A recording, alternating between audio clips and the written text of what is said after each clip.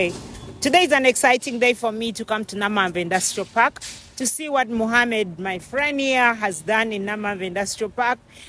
I mean, when every time I come to Namanve, I just flash back on the day that I was appointed as the Minister of Investment, where there were only 15 factories in this place. And today, we're talking about 489 factories in Namanve. But that is not the only exciting news. It is the types of factory, from fabrication to now assembling to actually making it here. And so Mohammed has made me proud because he has selected the products that are of Ugandan needs. He has studied the market and realized that we actually have a lot of maize. You all know that we sometimes have bumper harvest of maize in this country. And as such, the way we process the maize is not so good that we get accused by neighboring countries of aflatoxins and many other contamination that comes in contact with our maize. But what he has brought, the maize, called the maize mills, and then the maize huller for cleaning the maize, and he's even making generators.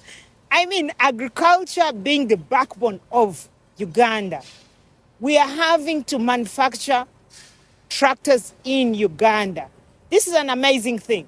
He's fabricating all the other components here. The only important components are the tires. And by the way, we're even having now a tire manufacturing plant in Uganda.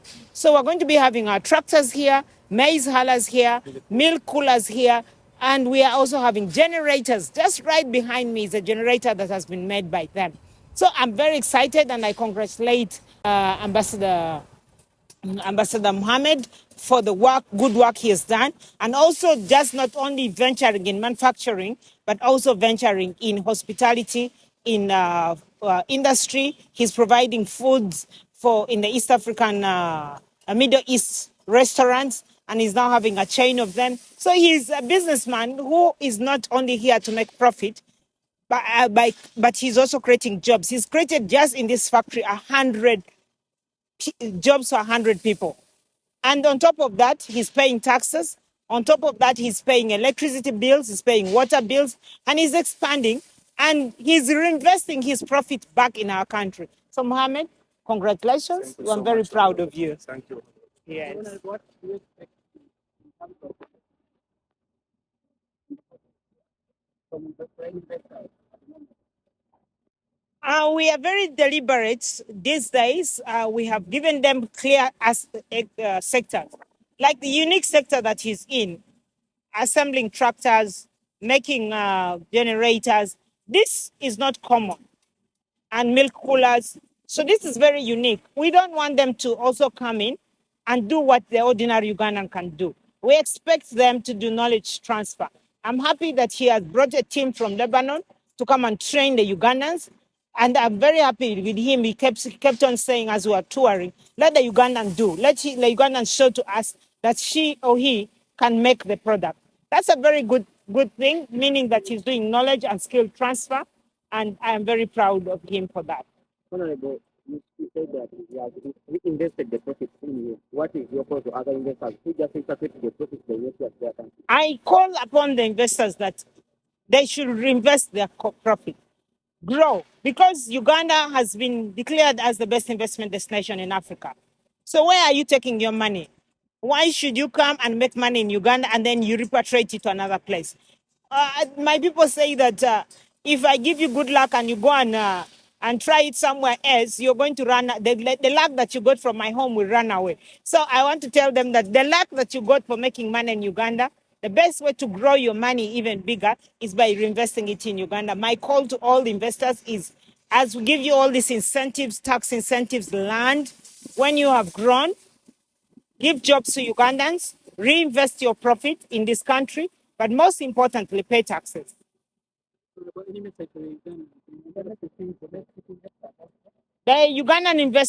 Ugandans out there, I want to encourage them to move away from the sectors of economy that cannot give them money.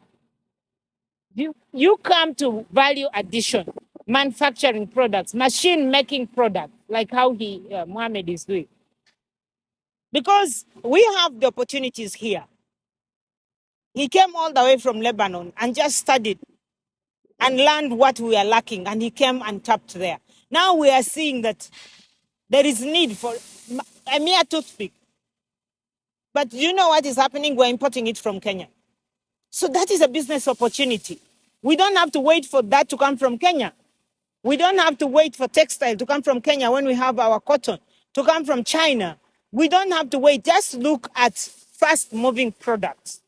Stop building those arcades, rental units. Those ones, in a month, you can fetch like 500,000 in a month in those rental units. And yet you spent a lot of money, brick, mortar, and cement to build it, and return on investment is low. My advice to Ugandan investors is let's go in areas where return on investment is high. You can imagine whatever he's making, the milk coolers, Ministry of Agriculture is buying it on spot. The tractors, Ministry of Agriculture is buying it on spot. And local government. Now, I am proud of some Ugandans who have gone to Ministry of Health and understood that all our drugs are being imported. Now they've gone into manufacturing. Like the guy we opened, the president just opened last week, Piston here in Namanve. He's a Ugandan. He just understood that why should we continue importing drugs? Why don't I also come and manufacture the drugs? So behind him here, there's manufacturing. Behind us here, there's the manufacturing of drugs, over 16 different components of different pharmaceutical products being produced in Uganda by a Ugandan. So I want to say that the opportunities are here. Ugandans, seize the opportunity. Start making these products here. Got the land to start our factory. I've been going to her office. She met me many times, even when she's having her lunch. I'm not just, this is across, everyone goes to Honorable Evelyn. He knows since she's in her office, she works even up to late. I want really to thank her. This factory is here because of our president, because of Honorable Anite and other people in the cabinet. As an investor, I moved from Lebanon and I came to Uganda for many reasons. I want to, as a honorary consul of Uganda to Lebanon, I want to call all investors from Lebanon and around the world to come to Uganda. If you see now on the news, every day we hear two countries fighting. But you see Uganda is peace and safe. This thing cannot happen if we don't have a president like our president, His Excellency General Museveni. He has made peace. When I move, I see some people say we are tired of peace. Please, I have come from a country where there is war. Don't be tired of peace. We must put all our effort to maintain a peaceful Uganda. I want also to say something at the end.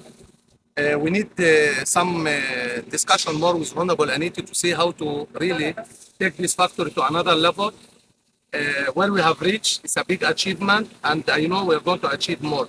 This factory you see here is exporting items to Kenya, Rwanda, Tanzania, Burundi, and South Sudan.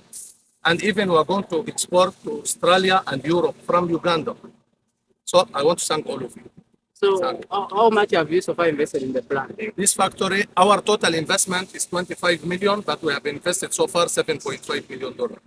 But as you see, by next 3 years, we're going to reach around 20 to $25 million.